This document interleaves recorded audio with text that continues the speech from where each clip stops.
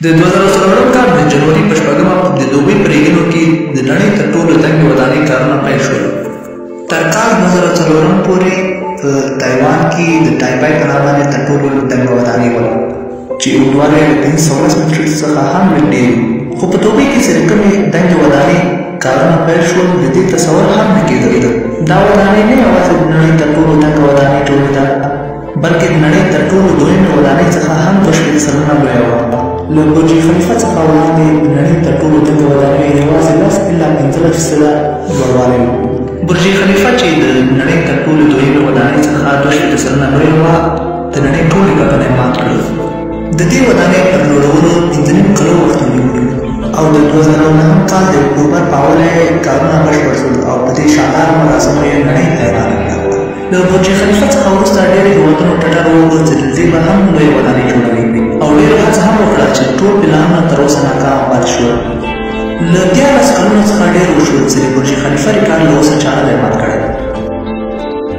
د دې لامل څه دی چې د برج خلیفه ریکارډ ماتول دومره ستونزمن دي؟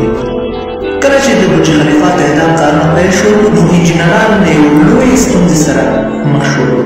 د نړۍ تر ټولو تنګې ودانیانې په سخته ځمکه او غټ تیږو باندې جوړېږي، خو برج خلیفه چې کوم ځای کې جوړېده هلته نګه شګې وي. پوښتنه دا پیدا کېده چې آیا د نړۍ تر ټولو تنګه ودانۍ به په دومره کمزورو تیږو ودرول شي؟ آیا دا ډبرې به د برج خلیفه وزن کم کړي؟ نو د دې ننګولو لپاره د ساینس له بنسټیزو څخه کار واخیستل شوی دی چې د فریکشن په نوم یادېږي. د برج خلیفه بنیاد په 192 فولادي ستنو ودرول شو، یعنې د برج خلیفه وزن ټول په 192 فولادي ستنو ولاړ دی او دا ستنې په ځمکه کې تر 50 مترو پورې ژورې ښخ شوي دي. د برج خلیفه د ډیزاین لپاره ایمان د امریکې د چیکاګو ښار له مهندسانو سره اړیکه ونیوله. دې کمپنۍ له دې مخکې هم عصري ودانۍ جوړې کړې وې، خو د نړۍ تر ټولو تنګې ودانۍ ډیزاین په دوی هم عاجز و. دوی دا فکر کول چې داسې یو ساختمان جوړ کړي چې په سلګونه زره وزن ټن کړي او هغه هم 180 پوړه لوړه وي. د دې ډیزاین لپاره دوی شپه او ورځ په ځان یوه کړه چې آخر یې هم د میټرکس سټرکچر په نوم ډیزاین وړاندې کړ چې په نړۍ کې د لومړي ځل لپاره په برج خلیفه کې وپېژندل شو. کله چې په برج خلیفه له یو څخه تر بل د پوړونو کار پیل و، تر یو څه پورته کولو څخه یوه ستونزه رامنځته شوله چې دوی به کانکریټ تر لوړ پوړونو لیږه نو تر باندې به کانکریټ وچېده. د دې یوازینۍ حل لاره د کانکریټو سیکشن سیسټم، یعنې د برج خلیفه له تله یې تر لوړوالي پورې لوی پایپونه ولګول او د پایپونو پر واسطه به یې د برج خلیفه تر لوړ پوړونو کانکریټ رسول. د کانکریټ لیږدول دومره اسانه خبره نه وه ځکه چې د برج خلیفه کې د کانکریټ وزن له 100,000 کیلو سره برابر دی. د کانکریټو د لیږدولو لپاره نړۍ تر ټولو قوي پایپونه راوغوښتل.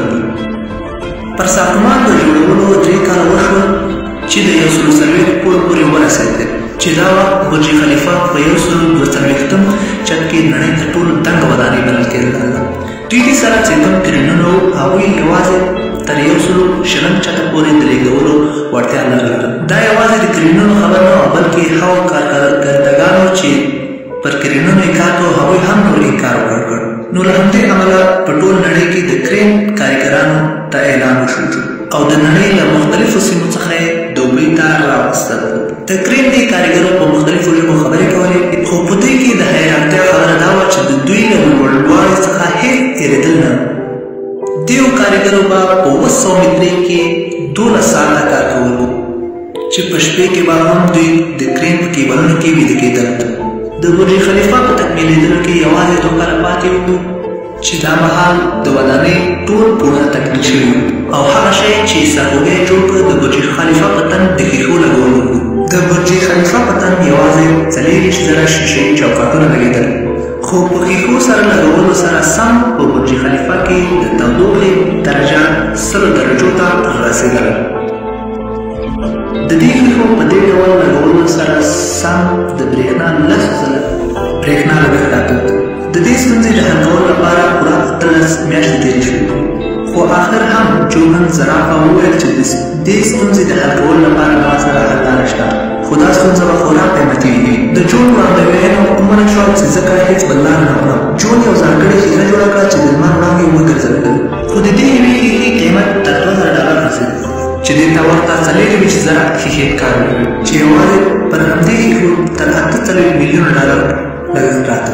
نو د دې ښیښو د جوړولو لپاره یو شرکت جوړ کړ چې همدا ښیښې پکې تولیدېدې چې په 4 میاشتو کې دا ښیښې او چوکاټونه د ودانۍ لپاره تکمیل کړل. د برج خلیفه 4 کال چې د پرانیستې لپاره برج خلیفه دقیقاً تیار تر برېښنا نیولې تر اوبو هر څه کارونه یې خلاص شول.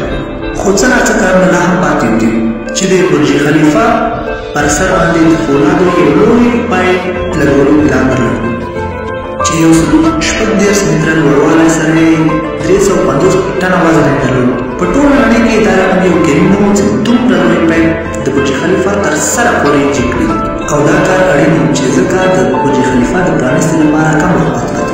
نو همدارنګه انجینرانو دا فکر وکړ چې دا رډ به د برج خلیفه په داخل کې جوړ او همدارنګه دا به ور کوو خو د برج خلیفه تر سره به یې رسوو او یو پر بل پورې یې ونښلوو. دا چې د برج خلیفه ودانۍ په بشپړه توګه تکمیل شوله خو څه ناڅه کارونه نور هم پاتې وو.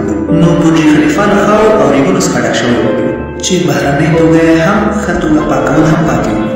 د دې پاکوالي لپاره هېڅ کومه بله لاره نه وه. نو له همدې امله انسانان پر رسیو وتړل او د برج خلیفه له سر څخه یې تر اخره انسانانو باندې ټولې شیشې پاکې کړې او اوس هم دغه کار د کارګرو پر واسطه کېږي.